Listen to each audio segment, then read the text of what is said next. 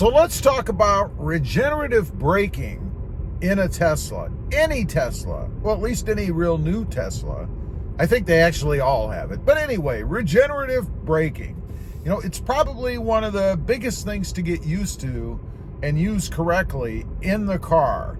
Although I'm not sure if it really does anything. We'll get to that in just a minute. But what is regenerative braking? Well, in the Tesla, and it is strong, when you're driving along, if you let off the accelerator, the car immediately starts to brake. It starts to slow down. And it's pretty profound. And it's something that if you're not familiar with, it might shock you a little bit the first time that you drive your Tesla, right?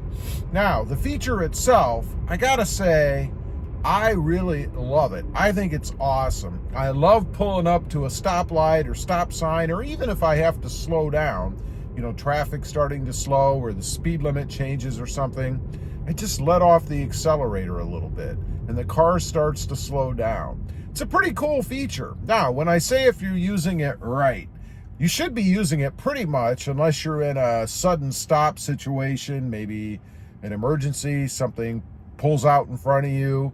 You never have to touch the brake pedal. You can always just let off the accelerator. It's a pretty cool feature once you get used to it. Now, whether it actually does anything or not, you know, it's hard to tell. Supposedly, regenerative braking is supposed to add a charge or start to recharge the battery, add some power back into the system, if you will, right? I haven't noticed that at all. Now, I haven't really taken the car on any long distance stop and start kind of trips. So maybe if I did, I would notice the little percentage gauge tick up 1% or something. But I have to say, I haven't really noticed it add any distance or charge to the car. So if it is adding anything, it's pretty darn minor, pretty darn small. Now, I say it's one of the biggest things to get used to in the car. Of course, in a Tesla, particularly the newer ones where they've changed a few things, right? I'm in a 2024. This happens to be a Model 3. Now, there are other things that you have to get used to. The turn signals, which I still really, honestly, have not gotten fully used to. Every time I use them, I have to look over at the left top part of the steering wheel or middle of the steering wheel because they're push buttons. And you have to push the right button to initiate whichever turn you're trying to make, right? Whichever turn signal you're trying to activate. I'm not sure that I like it. Actually, it's probably one of the things that I don't like about the Tesla, and there aren't many.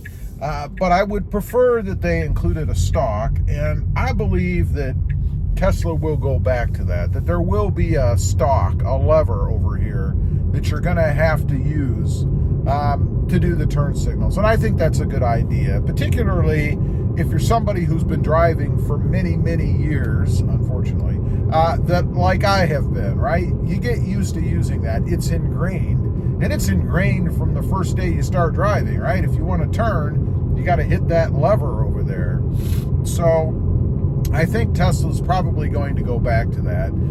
Another thing that you have to get used to are the windshield wipers. On this car, of course, there are no stalks anywhere. It's just a steering wheel with a couple of buttons on it. The windshield wipers is the same. There's another button on the right side that you have to push to activate the windshield wipers. Now, this does come with rain sensing wipers, so they'll kick on anytime it's raining, right?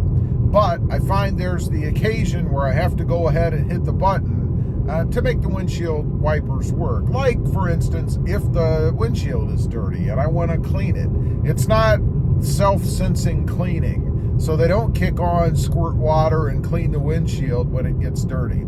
So I still have to do something to activate the windshield wipers if I want to clean the windshield off, for example. There's that regenerative braking. You may notice my head may move a little bit.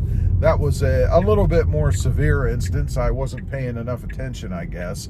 Wasn't getting that close to anybody or anything. But still, it kicks on and you kind of get a little bit of a going forward feel as the car starts to slow down, right? Here's another activation of the turn signal. And the other thing I want to mention, going back to the turn signals, they need to shut off, obviously, when you change your lane or whatever, and sometimes they don't. Sometimes you have to push that button again to make the turn signals shut off. They don't seem to be quite as sensitive in some cases as the old stock method was.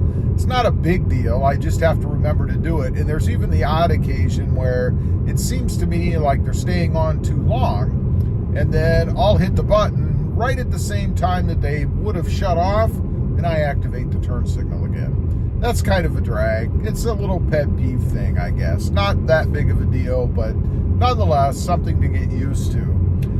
The other thing, I suppose, are the headlights. They are automatic headlights, but again, there are no stalks, so you don't have that little switch you can turn or flip or however they work in whatever car you're driving to be able to activate the headlights. It's not as big of a deal, I don't think, as the other features, because it does work pretty well in the Tesla. When it gets to be dusk outside or heavy cloud cover, something like that, they do go ahead and activate, so it's really not that big of a deal, but just something that you kind of have to get used to driving in a Tesla. The last thing that I'll mention is the HVAC control, or control of the airflow, air conditioning, heating, stuff like that. Everything is done on the screen. You have a screen that pops up, and then you kind of slide your finger around, I guess, to change how or where the air flows. It's kind of strange, and it takes a while to get used to remember where you have to go to do that.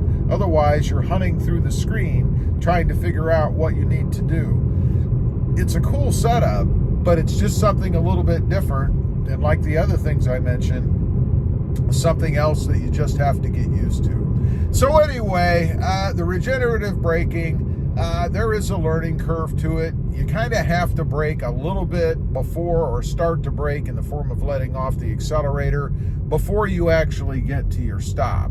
I find that it is sooner than I would have if I was driving a normal car where I would use the pedal to brake.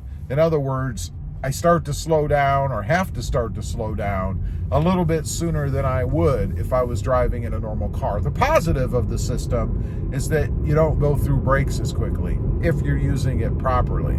I've heard people go 50, 60, 70,000 or more miles before they have to have anything done with the brakes in a Tesla. Not bad when you're looking at saving money, right? Anyway, leave a comment. Let me know if you have a Tesla, or maybe you just took one for a test drive. What do you think of that regenerative braking system? I'd be curious to know. Thanks for watching. Stay safe out there. Bye.